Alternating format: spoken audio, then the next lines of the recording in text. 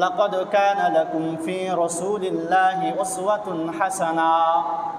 হে পৃথিবীর মানব সকল, তোমাদের জন্য তোমাদের সম্মুখে সবচেয়ে উত্তম আদর্শ হচ্ছে নবী মুহাম্মদ সাল্লাল্লাহু আলাইহি ওয়াসাল্লাম।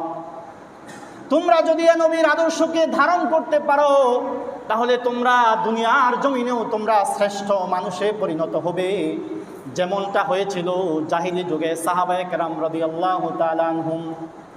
অন্ধকার যুগের মধ্যেও রাসূল সাল্লাল্লাহু আলাইহি ওয়াসাল্লামকে আদর্শ হিসেবে গ্রহণ করার জন্য ওই জাহিলি যুগের মানুষগুলো স্বর্ণালী অক্ষরে নাম লিখে রাখার মানুষে পরিণত হয়ে গিয়েছে।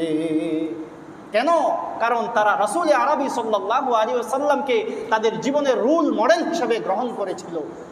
আজকেও যদি আমরা ওই রাসূলকে জীবনের প্রত্যেকটা পদক্ষেপে আমরা ওই রাসূলের আদর্শকে বাস্তবায়ন করতে পারি, প্রত্যেকটা ক্ষেত্রেই আমরা সফলতা লাভ করব নিঃসন্দেহে। এতে কোনো সন্দেহ নাই, লা শাক্কা ওয়ালা রাইবা ফীহি, তার মধ্যে কোনো সন্দেহ নাই।